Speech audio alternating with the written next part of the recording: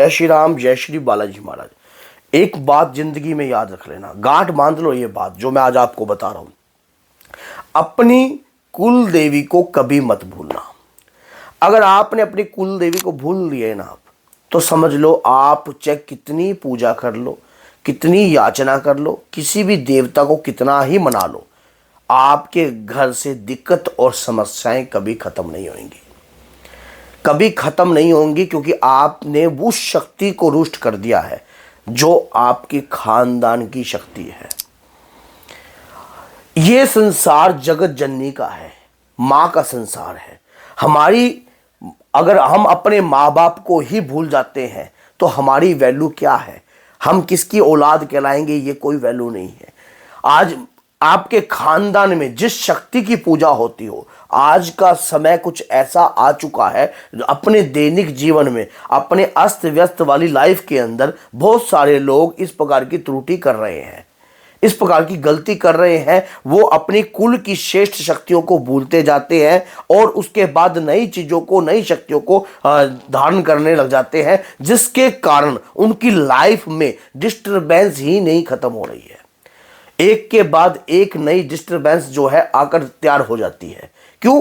कभी माँ की शक्ति को तो हमने याद किया ही नहीं, कभी अपनी कुल की शक्ति को तो याद किया ही नहीं। जो हमारे बुजुर्ग आज से तीसरी पीढ़ी पहले, चौथी पीढ़ी पहले, पांचवी पीढ़ी पहले हमारे बुजुर्ग जिस शक्ति की आराधना करते थे, जिस शक्ति के नाम का भोग देते थे, जिस शक्ति को जागृत करते थे, आपके खानदान के अंदर भी ऐसे भक्त होंगे जो शक्ति की पूजा करते थे।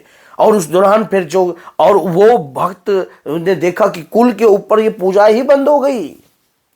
बीच में कोई ऐसी पीढ़ी में व्यक्ति पैदा हुआ जिसने कुल के आगे अपनी संतान को बताया ही नहीं है कि आपकी कुल देवी ये थी और इसकी पूजा आपके परिवार में होती थी। और अब उसके बाद जब उस परिवार के तक तो कृपा मिलती रही, जब उसने अपना जीवन व्यतीत कर लिया और अपनी जब देह छूट गई, उसके बाद अगले लोगों पर उसका प्रभाव पड़ने लग गया। और जब तक ये बात ज्ञात आती है तब तक आप कुल देवी का नाम ही भूल जाते हो।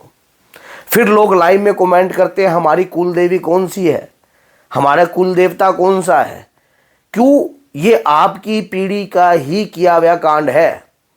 क्यों? उन्होंने आपको कभी ज्ञात करवाया नहीं, उन्होंने कभी आपको बताया नहीं। अब बहुत सारे लोगों को जब हमारे पास लोग दरबार में बैठे तो हम कई बार उससे पूछते कि आपका गोत्र क्या है, तो उनको गोत्र तक का भी नहीं पता होता। आज की पीढ़ियों को तो गोत्र का भी ज्ञात नहीं है कि गोत्र क्या है।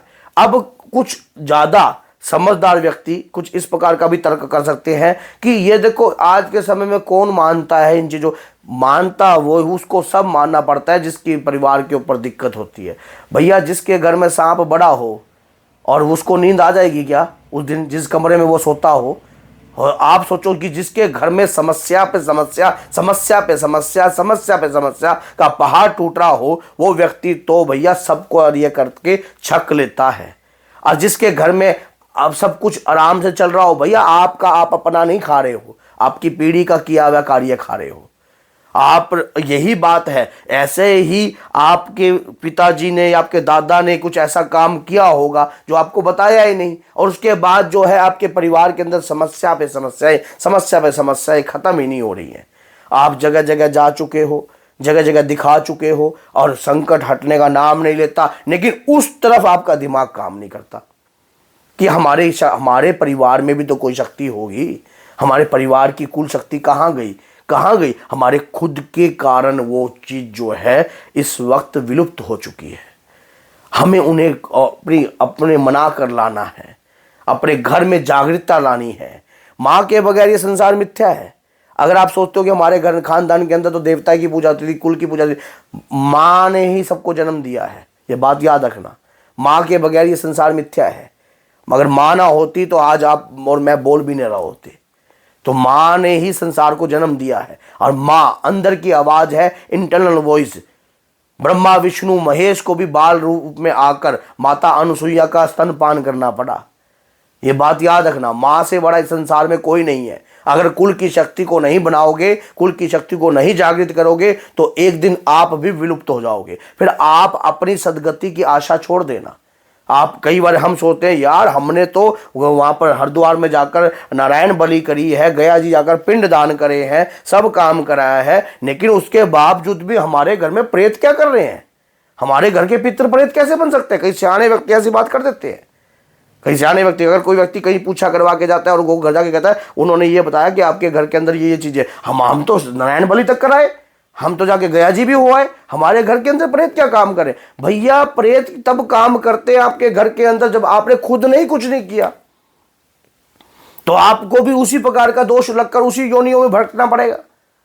अगर आपके कर्म अगर अच्छे नहीं है, आप किसी शक्ति की आराधना नहीं कर रहे, आप अपने, अब फिर कहते हैं कि जब अगर कुल देवी रुष्ट होती है तो पितृशक्ति भी रुष्ट होती है। पितृशक्ति आपके घर से कैसे खुश हो जाएगी? क्योंकि आपके परिवार के जो देव पितृ थे, जिन्होंने माँ की साधना करी थी, माँ की पूजा करी है, बाबा की पूजा करी है, आपके देवता की पूजा करी है, उनकी पूजा ही आपके खानदान में बंद हो गई, तो वो शक्ति काम कैसे करेगी?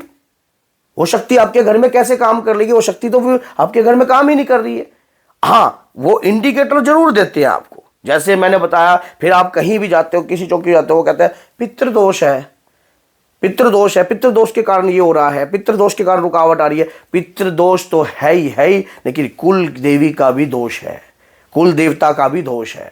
क्यों? हम उन्हें भूल चुके हैं, हम उन्हें ज्ञाते नहीं है, उन्हें जानते नहीं है, उन्हें पहचानते नहीं है। जब मैं लाइव आता हूं तो लाइव में पता नहीं कितने लोग ये कमेंट करते, मेरी कुल देवी कौन सी है, मेरी कुल देवी कौन सी है?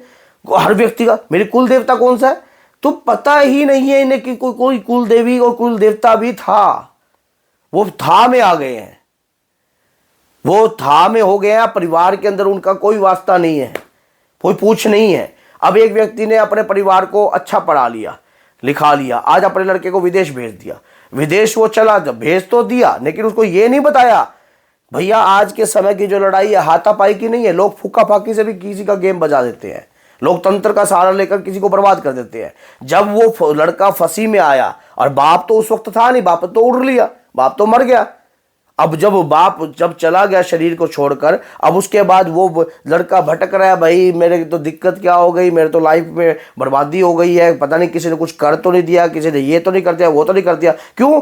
परिवार ने अच्छी बात ये नहीं बताई। जैसे हम अपने बच्चों को हनुमान चालीसा नहीं देते, हम अपने बच्चे को मोबाइल दे देते, ले अभी चला, ले अभी चला। कई माताएं बहनें मोबाइल दे देती हैं और कहते चला, हनुमान चालीसा नहीं देते। हम अपने बच्चे को कंप्यूटर दे देते हैं, चला।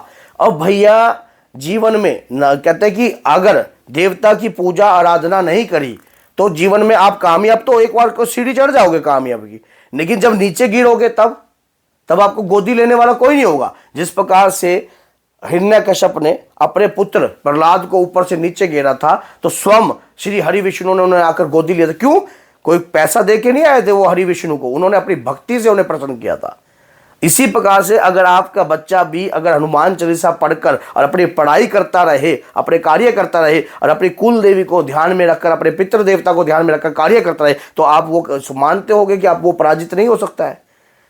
तो अगर आप अपनी कुल देवी को भूल जाओगे, अगर आप अपनी कुल देवी को नहीं याद करोगे, तो जीवन से समस्या नहीं हटने वाली है। कितना भी आप प्रयास कर लीजिए, कितने भी आप कार्य कर लीजिए, क्योंकि जीवन में समस्या ही समस्या आपकी खड़ी हो जाएगी। अब आपको इस वक्त क्या कार्य करना चाहिए अगर कुल देवी को ध्यान है? पहली बात तो अष्टमी पर माँ के नाम से आप कोई भी पाठ कीजिए, जल का पात्र भरकर माँ दुर्गा के आगे प्रार्थना कीजिए कि हे मातेश्वरी, मुझे मेरी कुल देवी को ध्यान करना है, मुझे उनके दर्शन चाहिए, मुझे उनकी भक्ति चाहिए, मैं उनको जानना चाहता हूँ। तो अगर आप चाहते हो कि मैं कुल देवी के ऊपर की एक वीडियो अलग से बना दूँ, क्योंकि अब ये वीडियो लंबी हो जाएगी, कि एक वीडियो अलग से बना दूं जिससे आपको पता लगे कि हमारी कुल देवी कौन सी है, और स्वयं वो आकर आपको दर्शन दे, तो मैं नेक्स्ट पार्ट उस पर बना सकता हूं। अगर आप कमेंट में लिखो कि नेक्स्ट वीडियो कुल देवी कैसे दर्शन देगी स्वप्न में, तो ये मैं जरूर बना दूंगा फिर आपके लिए। क्यों? आप उस प्रकार का जब कार्य लगातार करोगे तो आपको दर्शन की प्राप्ति भी होगी। तो कुल देवी को कभी नहीं भूलना है, कुल देवता को कभी नहीं भूलना है, और इनकी पूजा याचना आपके घर में चलती रहे। इष्ट आराध्य की आप पूजा कर रहे हो तो कुल देवी देवता भी आपकी हेल्प करते हैं। क्यों? क्योंकि आप हनुमान जी की पूजा कर रहे हो, आपकी कुल देवी जो है माँ शीतला है, तो क्या हनुमान जी क्या है माँ दुर्गा के सेनापति नहीं है, माँ शीतला के सेनापति नहीं, माँ के हर रूप के आगे हनुमान जी ही चलते हैं। तो इसमें कोई बुराई तो है नहीं। अगर कुल देवी का ध्यान कर कर आप उन्हें प्रसन्न कर कर कार्य करके चलो तो आपके कार्यों में मंगल हो जाएगा, आपके कार्यों में इजाफा हो जाएगा, आपके लाइफ में चेंजिंग आ जाएगी।